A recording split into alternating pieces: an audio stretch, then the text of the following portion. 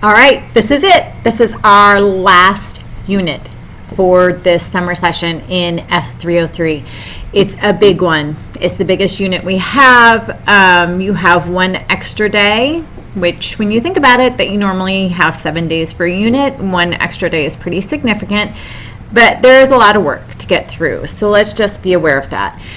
I want to make a quick comment on the quizzes and on the readings before we get into the content of the unit.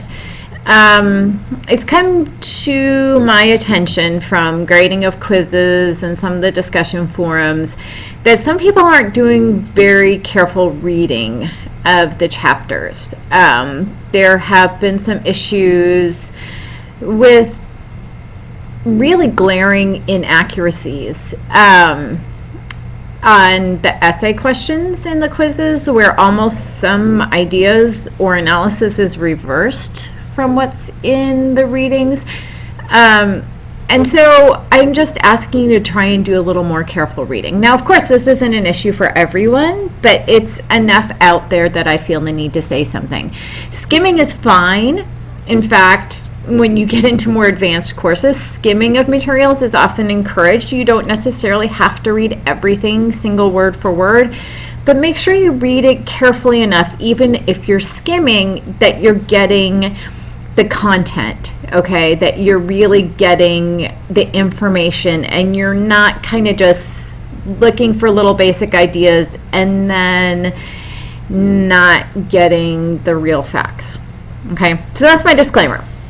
So in this unit, you have 3 chapters of your textbook and your source book. You have chapter 9, you have chapter 10, you have chapter 11. Chapter 9 deals with the revolutionary option, is what it's called. I'll get into the content of that in a little bit in the video.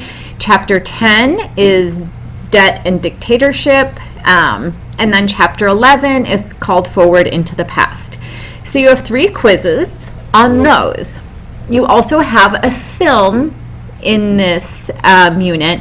The film is La Historia Oficial, the official story. That you have a hyperlink in the modules that you can just watch the film right there. Okay, so quiz-wise, because in the past I've gotten a lot of feedback after the film quizzes that some students want an option of all multiple choice, don't want to always have to write an essay. Also because we're at the end, it's a big unit, there's a lot of work to do. For chapters 9 and 10, you have 2 different options for the quiz. You have an option of an all multiple choice quiz, or you have the option of a combined quiz like we've had, 5 multiple choice true false type questions and then a short answer question like we've had in the past. You can only choose one of those options. You cannot do both. And I will grade whichever one you do first. All right, so let's say you do the multiple choice one. You said, oh, I didn't do so well, so now I'm going to try the one that has the essay. I will only grade the one that's first, and there is a timestamp that's put on all of your quizzes so I know which one you've completed first. So make the decision ahead of time and then do the one that you want to do. The quiz on La Historia Oficial is like the quiz on like Water for Chocolate. That will be all multiple choice. The chapter 11 quiz is just one single essay question. And that essay question is just asking you to think more and analyze your ideas on what's going on in that chapter. So it's a very open, interpretive essay question. Okay, and then of course you have your discussion forum. Chapters 9 and 10. Chapters 9, well actually all of them, chapters 9, 10, and 11 all contain materials that we would consider rather controversial. Some issues in the materials.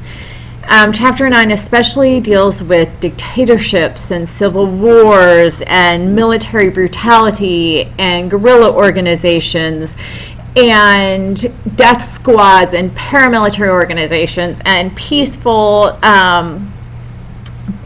protest groups. So it's all over the place. And we need to be careful when reading these, especially careful with the U.S. justifications for intervention in these cases. The U.S. used a lot of labels in this time period. It was the time period of the Cold War.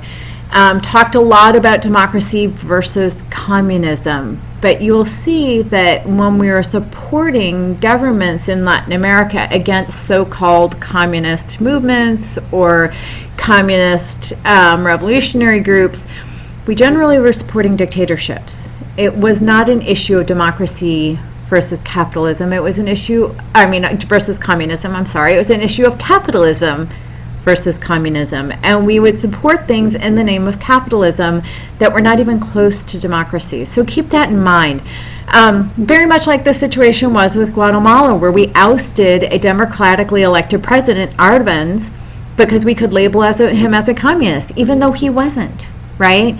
But we used that justification to take him out of power, and that resulted in a 36-year civil war and the support of dictatorships just in the name of capitalism against communism. So that's all I'm asking. Be careful in reading that. The same with Chapter 10. In Chapter 10, we'll see the transition from dictatorships to a re-democratization of the area, but we have to get through some of those brutal dictatorships still in that time periods of problems with debt and liberalization. And you're going to see a lot of the U.S. hand in that as well. So I'm just asking you, keep an open mind. And again, I've said this a number of times, we're studying the Hispanic world. We need to understand their thoughts and their perspectives. So try and put yourself in the mind of somebody who is a Latin American and think about it in terms of how they would feel about these things. Chapter 11 gets us up to a more present time period, not exactly to 2015, but it does go into the millennium. And it looks at, a lot of it looks at the turn towards leftist governments on the part of a number of Latin American nations. And again, this is something that we need to kind of try and wrap our heads around. We are not accustomed to people opting to have a leftist government, right?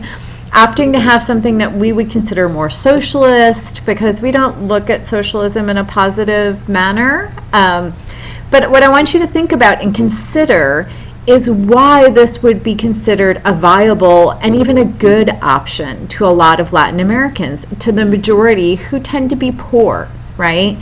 Why these governments would seem to be a good option for them. So try and think along the lines of Latin Americans, not necessarily as a U.S. citizen.